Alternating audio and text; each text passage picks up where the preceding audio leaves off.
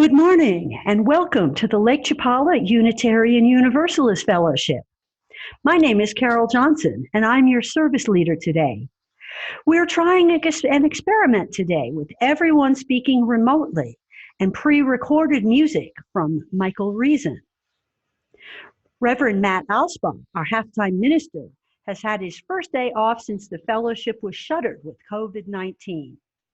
Richard Clark will offer today's homily, and Kate Howell will give us a reading.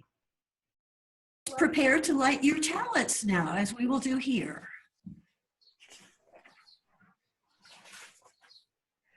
And Richard will light our chalice, and we will say the words together. We kindle this light in celebration of the light that we share. Richard is trying to figure out something. Okay, so we'll have our chalice lit. Oh, there's Matt lighting a chalice. That's good. Okay. Light the chalice? No. Oh, okay. We're not lighting it here. You guys light yours though. Matt did. It works. Okay, here we go.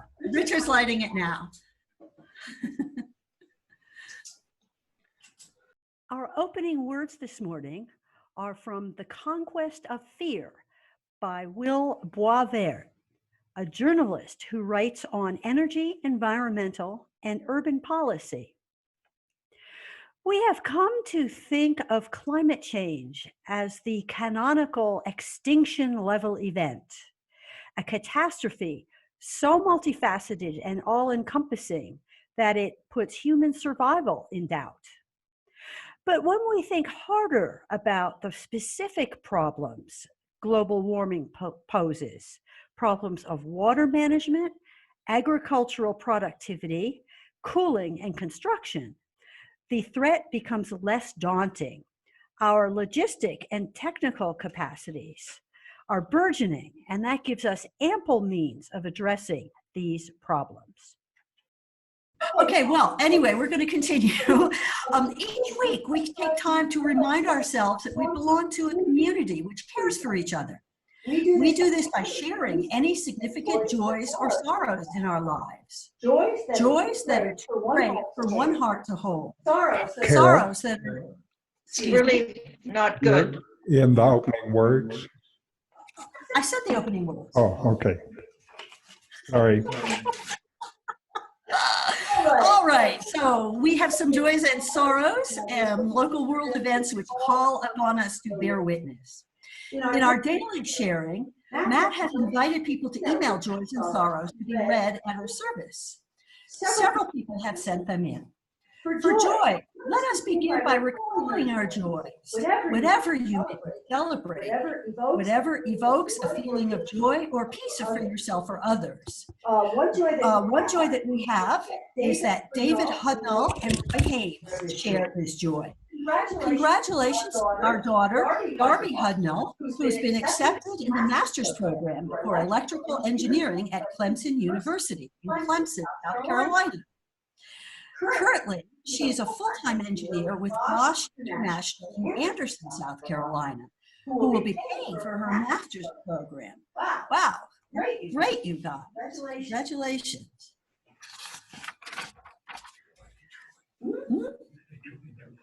Oh, no.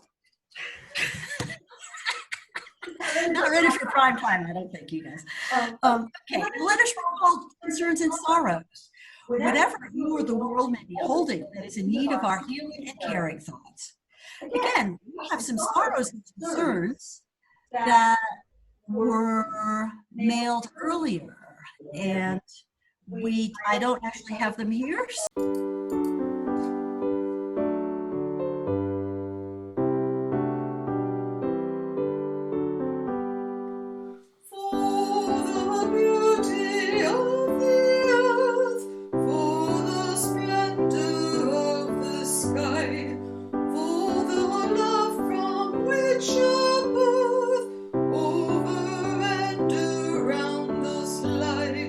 Source of all to thee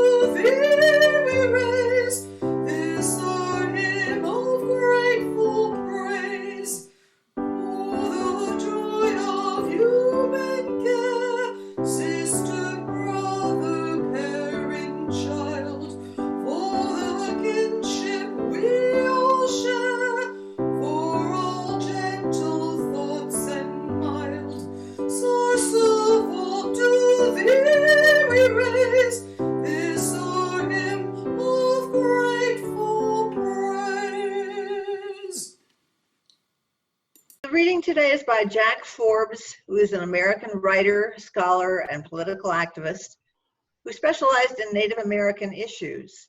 He established one of the first Native American studies programs at the University of California, Davis. I can lose my hands and still live. I can lose my legs and still live. I can lose my eyes and still live. But if I lose the air, I die. If I lose the sun, I die. If I lose the earth, I die. If I lose the water, I die. If I lose the plants and animals, I die. All of these things are more a part of me, more essential to my every breath than is my so-called body. What is my real body? We are not autonomous, self-sufficient beings, as European mythology teaches. We are rooted, just like the trees, but our roots come out of our nose and mouth like an umbilical cord forever connected with the rest of the world. Nothing that we do we do by ourselves. We do not see by ourselves. We do not hear by ourselves. We do not think, dream, invent, or procreate by ourselves.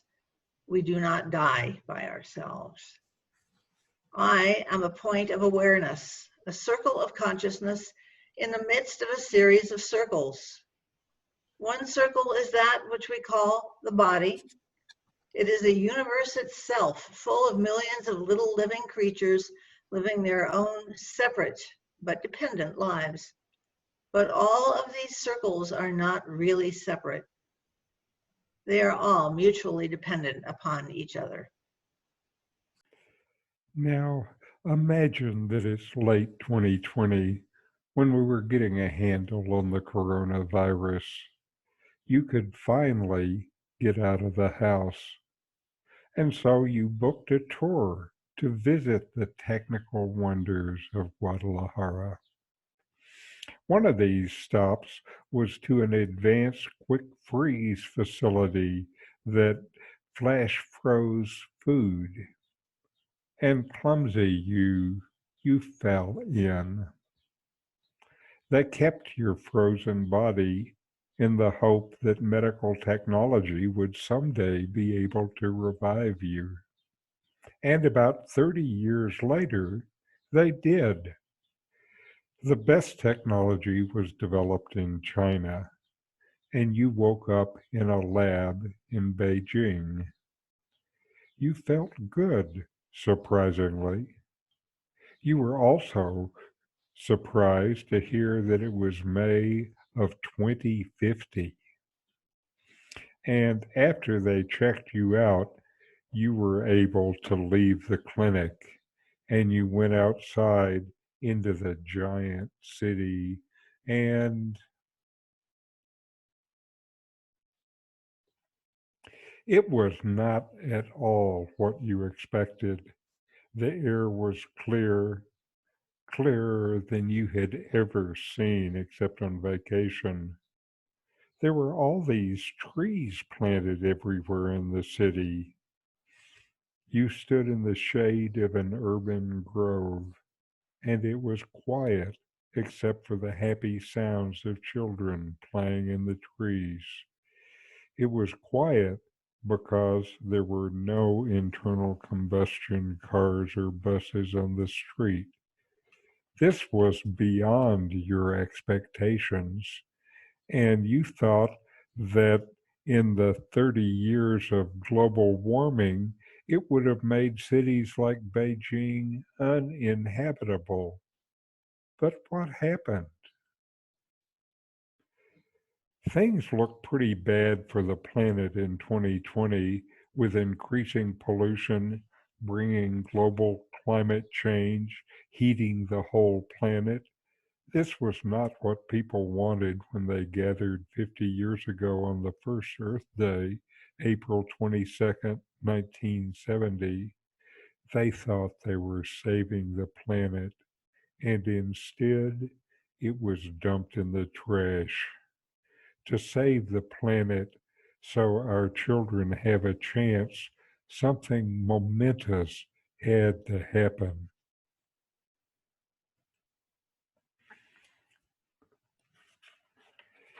The thing is that these changes are happening right now without most of us even noticing. The problem is pollution of the air. About half of this pollution is from energy production and transportation. And in the next 10 to 15 years, most of these will be converted to electric, a massive change that is driven by lower cost. Almost all cars, trucks, and buses will be electric. Short and mid-range flights will also be electric. Wind and solar power will both continue to have exponential growth because they are already the lowest cost way to produce electricity. But also because these new technologies are gaining efficiency every year. For example, a good solar cell today is 20% efficient. By 2030, they'll be 50% efficient. The technology for this has already been developed, and it won't stop there.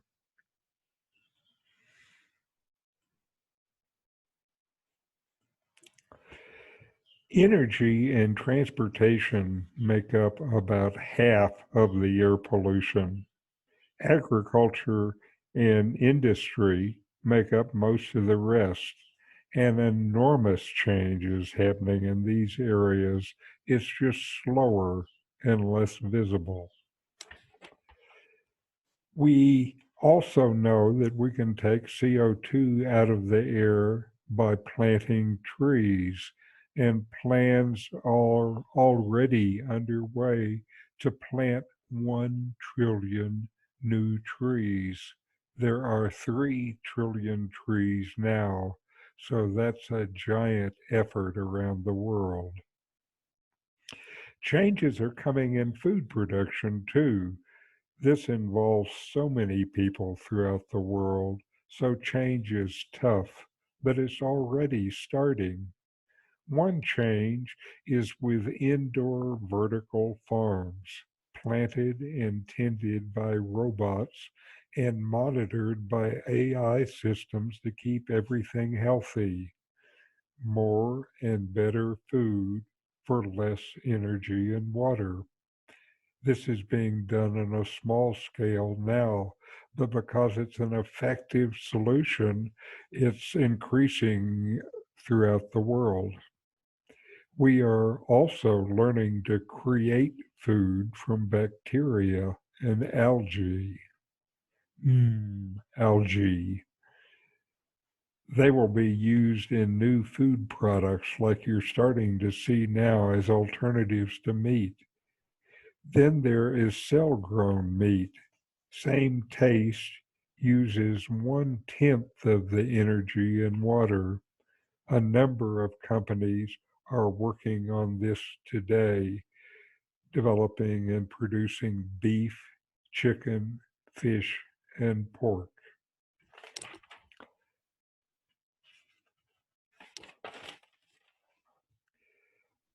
So put all this together and we get this scenario. In every decade between now and 2050, we cut pollution in half. By 2050, the air is cleaner than it was before the Industrial Revolution started, cleaner than it's been for 200 years. When we go outside, even in cities, it's so nice with all the trees. They had to plant the trillion trees somewhere, and cities got a lot of them. Global warming problems are not over, though. The sea is still rising, but this has slowed down, and we figured out how to cooperate with each other to preserve the world's fishing and the sea's abundance.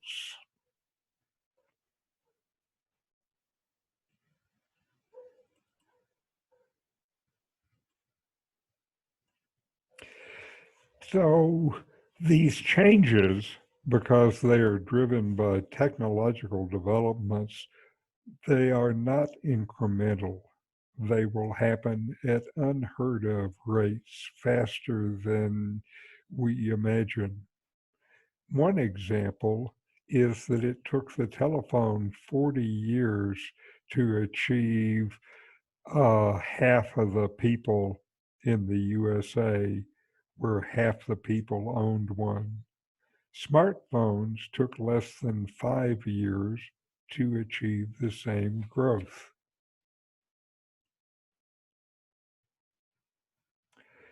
So economics alone, lower costs for energy, will do much of the job in creating a new planet.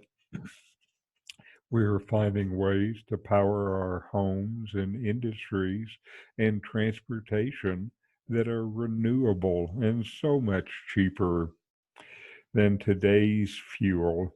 Today's fuel is extracted, shipped halfway around the planet, and then burned for energy. These renewables are mostly solar and wind. Both of these are really powered by the sun, and the sun hits the earth with 10,000 times more energy than we use today to power everything. We're just learning to use this solar power, and its use will change everything. Our technology is key in this, since we keep inventing new ways to solve old problems. Now back to our revived person in 2050. He couldn't believe that so much change had happened, so he went to Google, it's still there, and started asking questions. He found out that the pandemic of 2020 really started the ball rolling. People saw the organized effort of government could solve problems that industry and capitalism just couldn't. They saw another disaster that was coming with climate change, and around the world, people demanded that their governments take the same kind of urgent action to deal with this other problem that threatened mankind, climate change. They wanted governments to get out in front of this change, to lead it, to support it, to really support it like it was something that mattered the most to everyone. They wanted governments to be like sails powering the movement instead of anchors that were holding it back.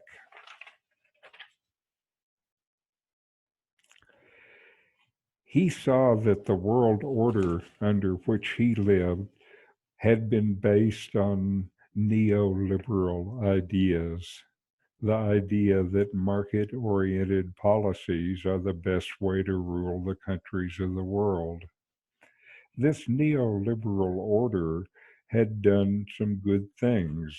Between 1950 and 2020, it cut the deepest worldwide poverty from about 60% in 1960 to 10% in 2020. That's an enormous change for billions of people. The social cost was high, though. It created a new class of the super rich whose money influenced what was seen on TV, read, and watched over the internet, which politicians are elected, and what laws are made. It made a situation where half of the world's wealth belongs to the top 1%, and the top 10% hold 85% of the world's wealth. While the bottom 90%, 9 out of 10 people, hold the remaining 15% of the wealth.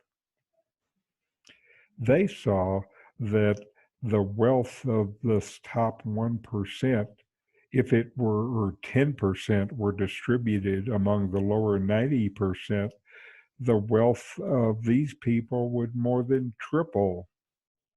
They felt like this is insane, that the super rich acted like they're a different species and their wealth is just what they deserve because, after all, they are better than us. They thought that this was not true, but we were just playing a rigged game, rigged for the 1%. So they demanded an economy that benefited everybody, not just the super rich. Our traveler walked the streets of Beijing and discovered something even more unusual, a Unitarian Universalist church.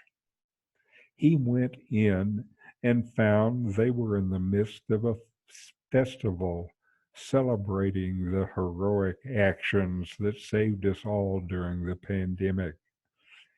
They were featuring videos made by UUs at the time. He stopped at one screen that seemed familiar. It was playing a video of a web Sunday service made in 2020 in Lake Chapala, talking about an optimistic view of climate change. He missed that service because he just didn't think any good outcome was possible. Now he knew he was wrong. So have hope, everybody. Change is coming. Maybe it will be better than we thought back in the old dark days of 2020. Our closing words this morning come from a Lakota prayer. Wakan Tanka, great mystery. Teach me how to trust my heart, my mind, my intuition, my inner knowing, my senses of my body, the blessings of my spirit. Teach me to trust these things so that I may enter my sacred space and love beyond my fear, and thus walk in balance with the passing of each glorious sun.